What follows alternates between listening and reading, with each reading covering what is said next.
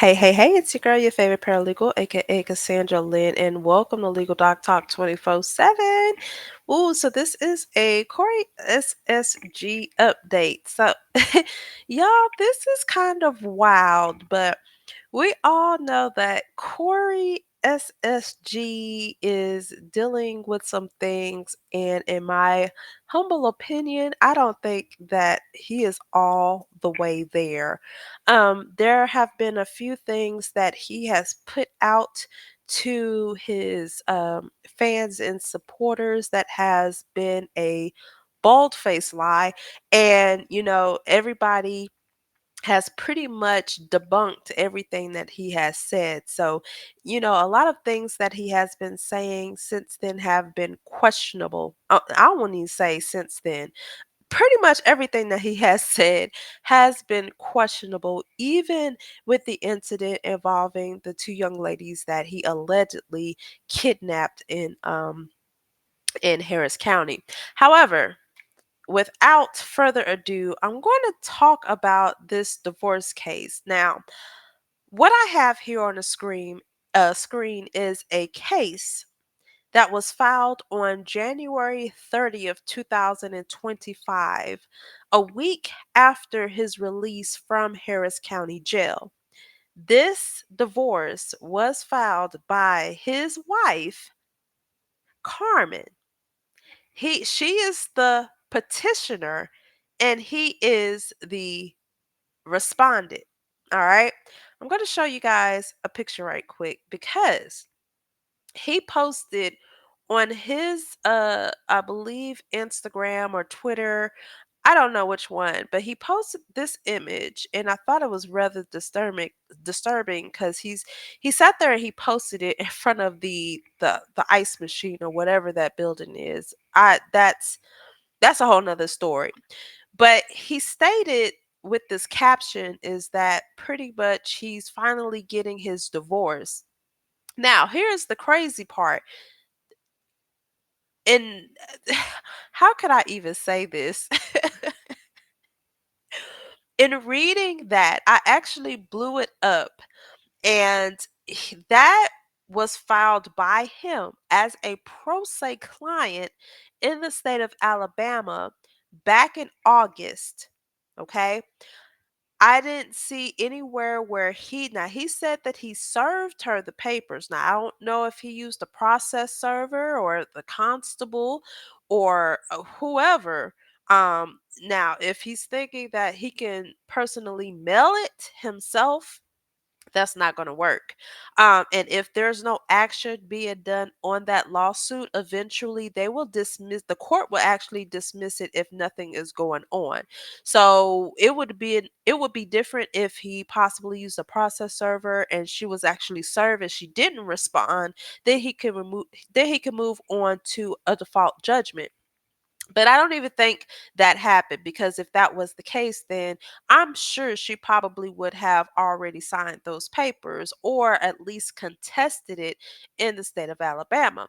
Now, the crazy part is, on the other hand, and this is my forte. So, in addition to me doing personal injury stuff, I also handle family law. So I do divorces, child custody cases, and all that other stuff. So this is my forte.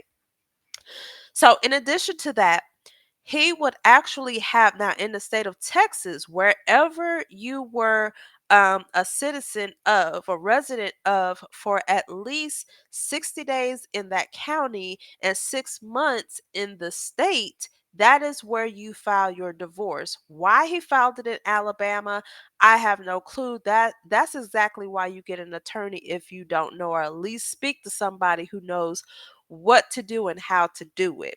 So from my understanding, he was even out here. So I don't know why he thought it was okay to file in Alabama, not unless they got married in Alabama, but I don't know. So either way, that lawsuit that he's holding up wasn't even going to work. That's first and foremost. All right. So let's get back into the actual uh court docket that I have here. Oop, took it off the screen. Uh Let's go here. Okay. So as I stated before, Carmen is the one who actually went ahead and filed the petition on behalf of herself and the kids. And here's the crazy part. Because she's the petitioner, it actually is better for her to do it versus him to doing it. Because how can I say this? It's not that she gets any more rights, but she's able to do a lot more filing as the petitioner than the respondent. So, since this was filed on January 30th, the next thing to do is to go ahead and request issuance of the citation and get him served. My thought process is because he was finally back here in the States in Harris County and cannot leave, he's confined in one spot, it is easier for him to get served because either he's going to be at work or he is going to be at home. So either way, it's going to be easy for him to get served. All right, so that's number one. So the petition was filed January 30th. Now, I have seen a lot of videos out there in regards to the temporary injunctions that were in place. I want to tell you guys in the state of Texas, I don't know about anywhere else because I'm just familiar with the state of Texas when it comes to family law. In the state of Texas, it is mandatory that a standing order be served with a copy of the petition. So what are standing orders? Let me see if I can pull it up on the screen for you guys. All right. So and as you can see, it says standing order regarding temporary injunctions for the 328, 387th, and 505 District Court. In all 254 counties, majority of them have standing orders when it comes to divorce cases and child custody cases. Now, these are court issued rules that each party has to follow in a divorce case, a child custody case. They were created, drafted, and designed to protect the rights and interests of all parties, especially the children. So in there, I know there was people, kind of reading the things. So it's not necessarily per se of what Corey has to do, but this is in general for the petitioner and for the respondent to follow to ensure the best interests of the children. So, don't bad mouth the parents. Don't destroy documents. Don't take them off the insurance. There's a number of things. Don't harass. Don't annoy. There's so on and so forth. I'm not going to go and read all of this, but it's just things and guidelines that both parties have to follow during this process. So it's not just tailored to CoreySSG, but it is also tailored to any party in a divorce case or child custody case. Okay.